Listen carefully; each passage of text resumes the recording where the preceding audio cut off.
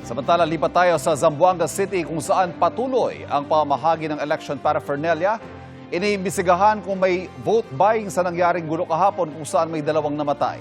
At nakatutok doon live si JP Soriano. JP? At Ivan, hinihikayat nga ng COMELEC Zamboanga ang mga nakasaksi at mga kaanak ng biktima sa insidenteng yan na lumapit sa kanila at magpakita ng ebidensya at para mapatunayan kung ito ba isang kaso nga ng vote buying, bagay na ipinagbabawal po sa batas at ngayong eleksyon. At sa ating pag-iikot, naging abala po ang mga guro sa Zamboanga sa pag-receive at pag-distribute ng mga election materials na gagamitin po para sa eleksyon bukas. Iniimbestigahan ng COMELEC kung may payout o bayaran sa nangyaring stampede sa orientation ng mga poll watcher kahapon sa Zamboanga City, kung saan 2 senior citizen ang nasawi. In the event na mapatunayan na may mga vote buying incidents talaga, of course, that is an election offense. No? If ma-trace din or makuha din na may particular na kandidato na sa likod nito, of course, this can also be for disqualification later on. Hinihikayat ng COMELEC ang mga saksi at biktima na maghain ng reklamo. Bukod yan sa isa pang pila sa lungsod para raw sa paunang bayad sa poll watcher, may 11 nawalan ng malay dahil sa pagod at gutom. Karamihan ay mga senior citizen.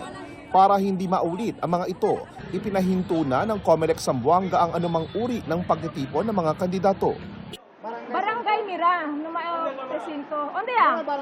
Tuloy-tuloy naman ang pamamahagi ng official ballots, indelible inks, ballot secrecy folders at iba pang gagamitin sa botohan bukas. Binubusisi ng mga electoral board kung selyado ang mga balota at kung para talaga ito sa lugar na pagdadalhan. Sa laki ng Zamboanga City, hindi po kakayanin on the day of the election kami na mag-release. Bit-bit din nila ang pagkaing pagsasaluhan. Canned goods, eggs, and etc. Kung ano po matira mamaya. Umescort sa mga electoral board mula sa isang remote island barangay ang mga taga-Coast Guard at PNP. Pagdating sa isla, Philippine Marines naman ang nakabantay.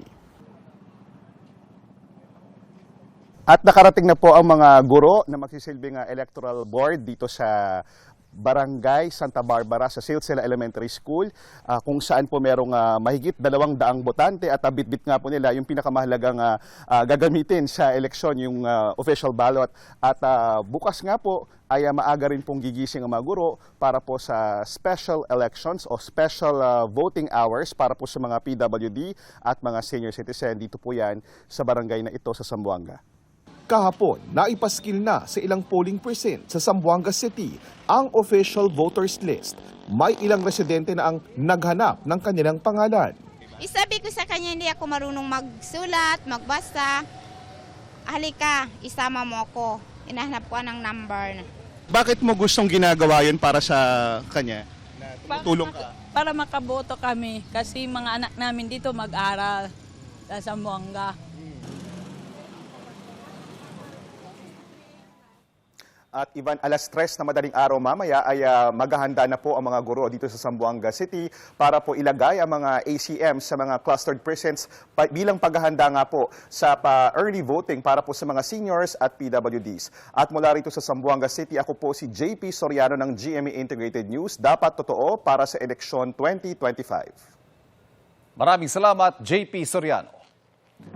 Samantala, ayon po sa PNP Zamboanga, wala raw stampede sa nangyaring gulo sa orientation ng mga poll watcher kahapon at ang mga nasawing senior citizen ay natural daw ang cause of death.